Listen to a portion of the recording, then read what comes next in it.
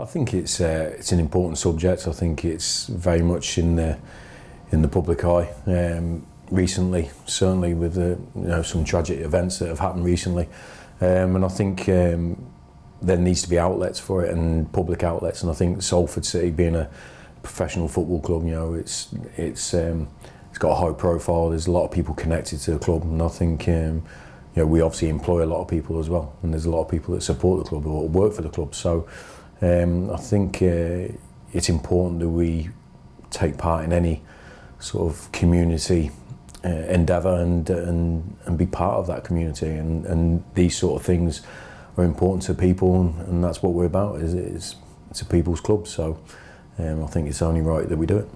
How important is it to say just talk about mental health? Like I said, I think the pressures that are around in modern life now for anybody in any role are very high, and there's a lot of publicity around a lot of things. There's not, it's social media, the media in general. There's a lot of things that are out there for everybody to see. So even people's private lives.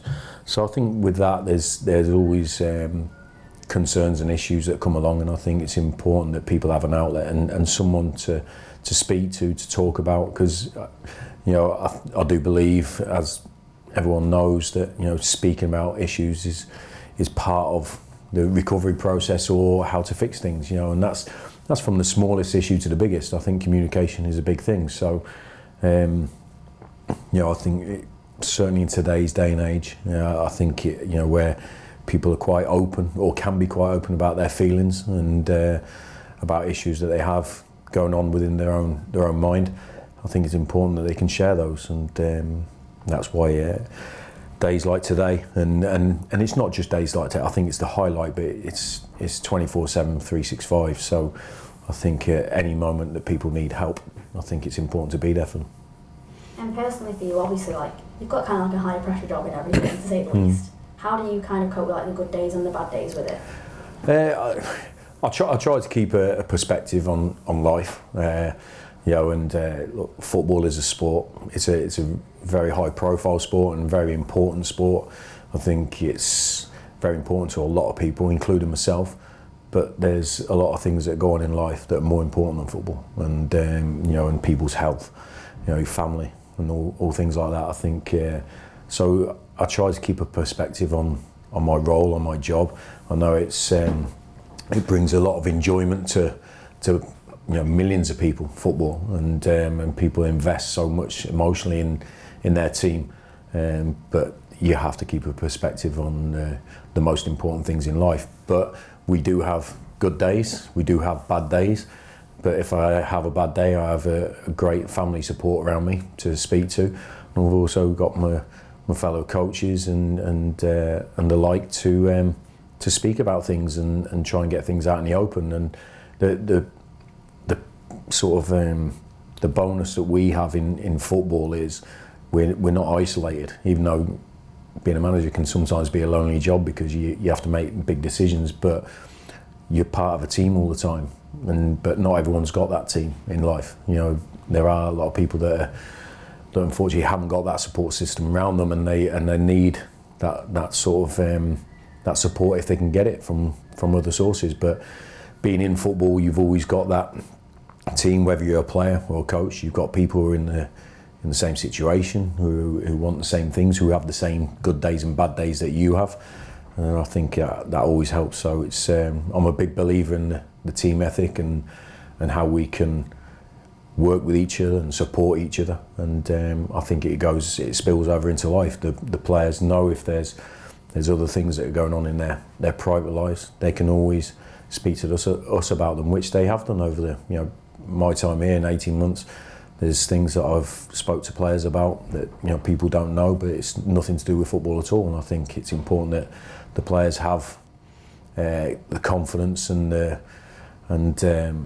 to be able to come and speak to me or any of the other coaching staff to do that, or it could be even a fellow player. But I think it's important that we're always there for each other.